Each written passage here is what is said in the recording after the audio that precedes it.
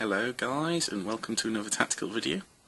This time I'm going to be talking about the troops' choice of scouts in the new Space Marine Codex. And scouts are unusual in the Codex in general, mainly because they offer something that most units don't, and that is specialization. Now, what do I mean by that? Well, basically, a tactical squad and most of the Space Marine units are pretty much designed to handle any kind of situation. So, in other words, while they are better at shooting infantry with bolters and that kind of thing, or if you give them special weapons or heavy weapons for a certain task, then they can fill those roles. But in general, there's a cat there, watch out. Anyway, in general, they still have things like all the grenades. They're still decent in close combat. They have good armor. They can take things like melter bombs and stuff. And their general role is to cover any kind of base, kind of support any kind of situation you need them for. And they're very good at it. It's one of the reasons they're such a good choice. Scouts are very different. First off, they're slightly weaker. They only have a 4-up armor save, which sounds really bad compared to most of the Codex, but when you consider the fact that there's a lot of other units in the game who would love to have 4-up armor, that's actually pretty good.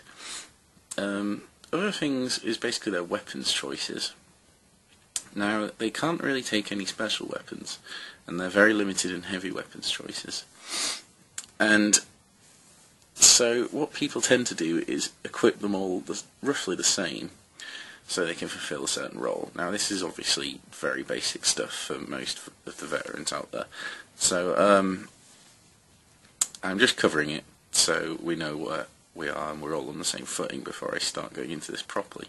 So basically, as you can see here, I have a whole unit of sniper scouts, and they all have camo cloaks as well. I'm not sure you can see them here, but there's a cloak there. So, also in this unit I have a missile launcher, which is here, and the scout sergeant is just the same as usual. Now, sniper scouts are all heavy weapon users, which means they don't do good at moving and shooting. I mean, they still have bolt pistols and they still have grenades, but that's not really what they're designed for. They're designed to sit back and shoot at a long distance, pick out enemy targets and things. And honestly, they are okay at that. But basically the main letdown for a scout squad is the ballistic skill. The ballistic skill is free, which is okay 50-50 at the time you'll be hitting, but in the current game, with all the weight of fire around and all that kind of thing, just taking a few pot shots here and there isn't generally that good when you're only hitting on 4 or more. Now, this may seem really negative, scouts are rubbish, blah blah blah. Well, they're not, because obviously they're still cheaper. Okay, they're the only place you can actually get sniper rifles. So if you want those precision shots, like certain armies, if you target their characters, will just instantly fold because their units lose all their effectiveness. For example, Eldar are significantly lessened if you can take out the Exarchs from the units. Tau, you can snipe out the Ethereal. You can snipe out the guy with the marker lights or the drone controller, etc. Sisters of Battle even, kill those priests. Suddenly they're in trouble. That's where the main strength lies. So there's quite a few opportunities for sniper rifles to be successful. The other thing is they're good for hunting monstrous creatures. So there's that, and of course they cause pinning, and they're rending, so you can theoretically hurt vehicles, although the chances of it happening are extremely slim. So it's not too bad. The main strengths of scouts is that they come with the scout rule, obviously, and infiltrate. And Games Workshop tends to put quite a high premium on those two rules, but when you have the two in conjunction with each other, then you actually get a lot more options for them.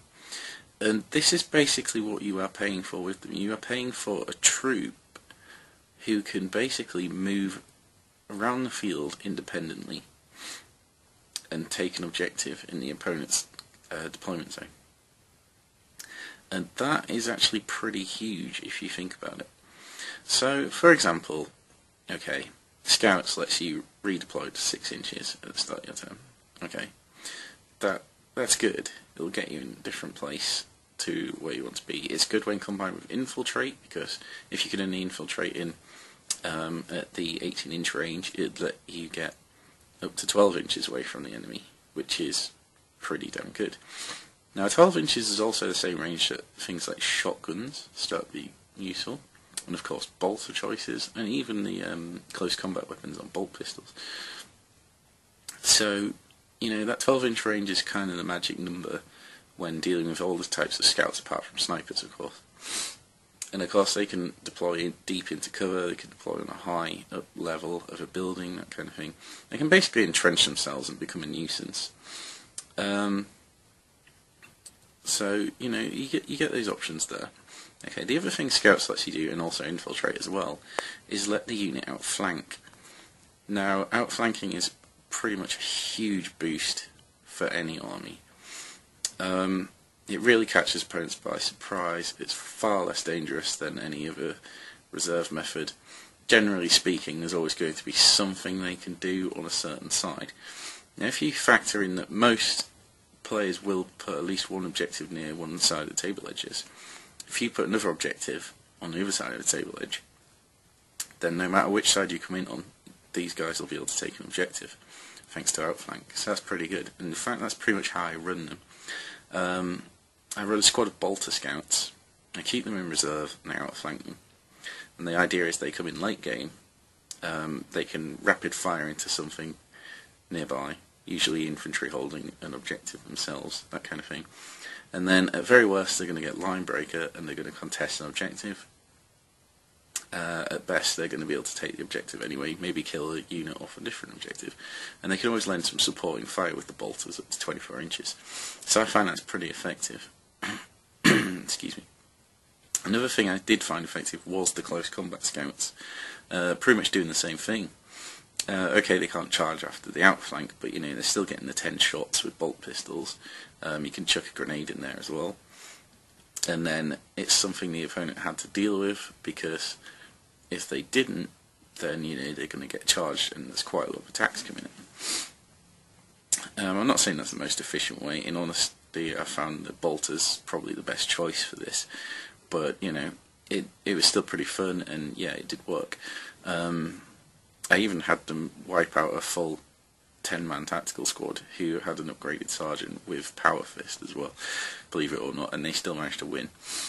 Now the one thing to consider is that, yeah, they're quite squishy, but if they're coming on late game, and ideally if you have some way of manipulating the reserves rolls or something like that, you want them to come on later rather than earlier, because then when they come on, they're guys with bolters, they're not hitting that accurately, but they're going to do a lot more damage because the things left on the table are going to be weakened, they're going to be softened up, or they're going to be targets that your other units don't really have the time or energy to deal with, and then that's where the scouts excel. So they can take out those targets, you know, they can contest those objectives, etc, etc. And these are the kind of things that win you games. So on that basis alone, scouts are very important for filling a certain role. Now there are other ways of getting scout and infiltrate and outflank, etc. But scouts is basically the cheapest and most efficient way because they're troops and because they only cost a bit. Now you can give them quite a few upgrades. So you know, you have the camo cloaks. Worth considering, it's like 1 point per model, I believe. Or is that, yeah, maybe 2 points per model. Excuse me. So what this does is it gives them a +1 to their cover save. Okay. Now, no, it doesn't actually give them stealth or shrouded, which is pretty good, which means it stacks with stealth and shrouded, so you get a lot more benefits from those kind of effects like night fighting and cover. Yeah, that's pretty much everything to do with those. Yeah, the other thing, of course, you can take a heavy weapon. Even though I have a missile launcher here, honestly I probably wouldn't bother taking a heavy weapon these days unless you are sitting back. I put it in to make some anti-tank options in there. it's pretty good. It's killed a few things occasionally, although generally you're better off firing the template. And the heavy bolter can do this better because you have the poison template, blah blah. So, and also it's cheaper. So in that sense, I would probably say heavy bolter in this kind of squad. Otherwise, just leave it. Don't take heavy weapon. Another option that is pretty good is on the sergeant. You can take a combi weapon. Combi flamer could actually be pretty useful for these guys to help seize those objectives. They don't really want to be doing anything else. I mean, you can give them melter bombs, which is always a good option.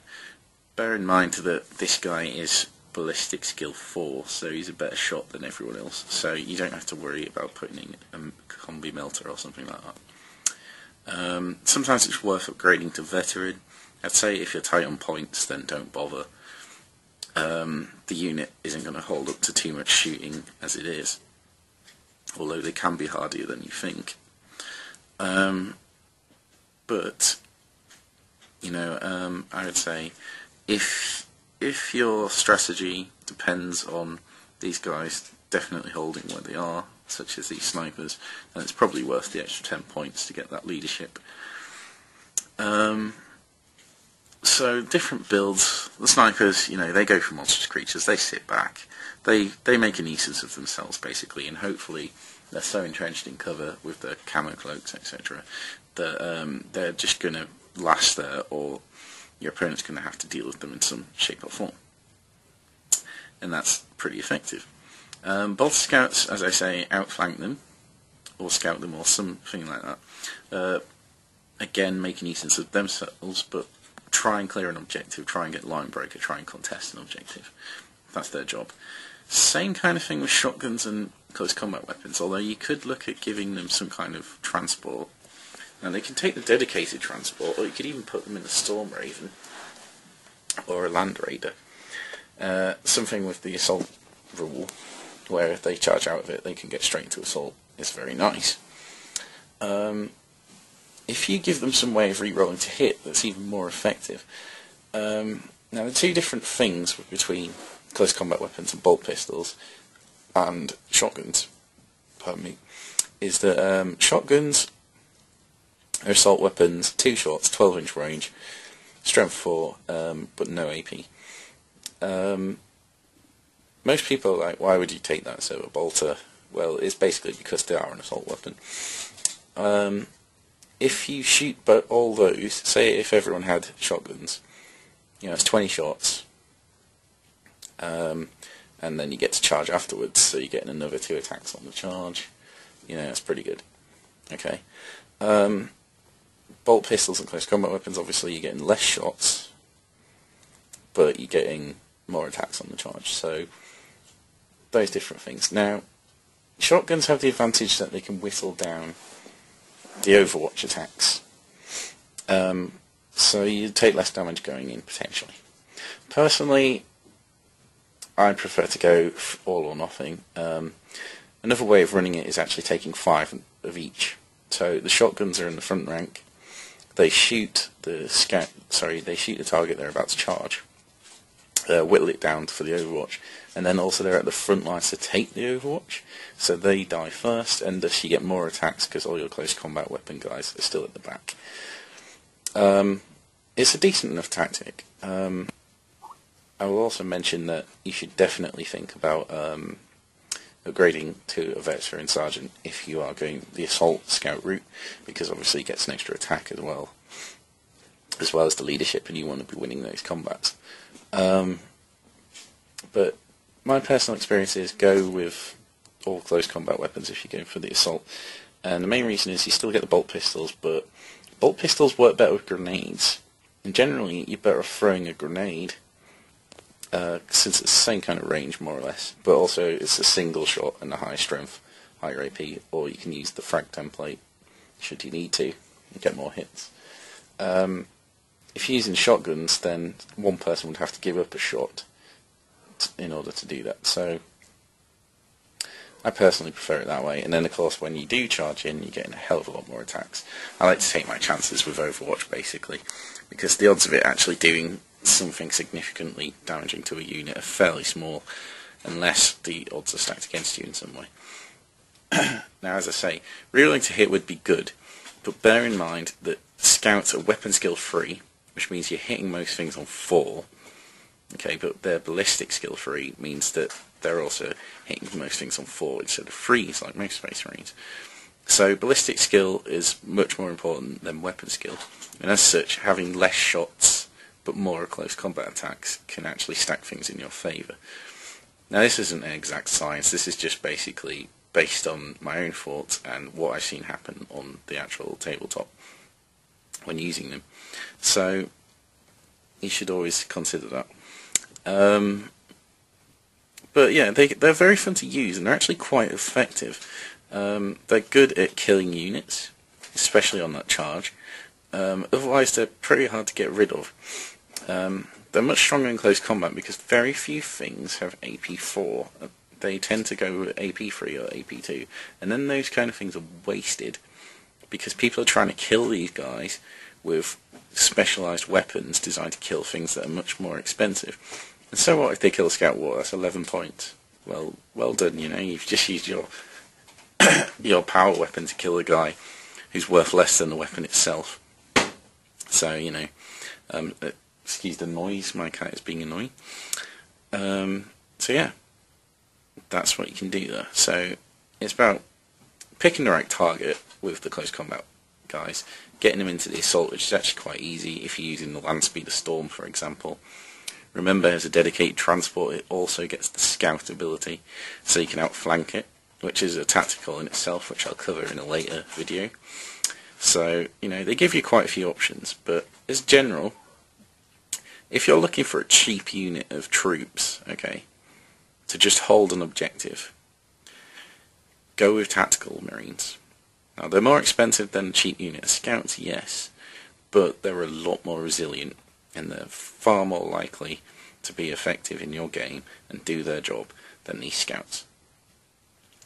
If you're looking for something to disrupt the enemy, or a specific role that you can think of that you know you're going to need to plug, or you just want some kind of cheap way of getting into the opponent's half at the end of the game, then scouts are what you need. Now, the obvious answer is basically take a mix. Take some tacticals, take some scouts, you know, then you have both options, you have the best of both worlds, you have a lot more things you can do on the table. So, that's pretty much it.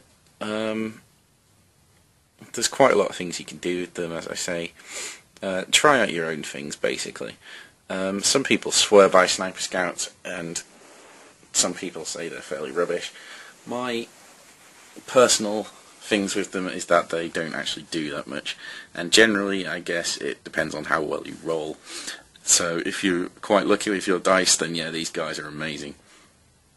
Personally, I'm never that lucky, so, you know, I stick to the ones with lots more shots, a lot more annoying, and a bit cheaper too. Yeah, so that's pretty much it. Thanks for watching. If there's anything I failed to address, then please let me know in comments, and I will respond. I try and respond to every message. So yeah, thanks for watching. Please feel free to subscribe, and I'll have more videos soon. The next one will be about Space Marine bikes. Okay, thank you.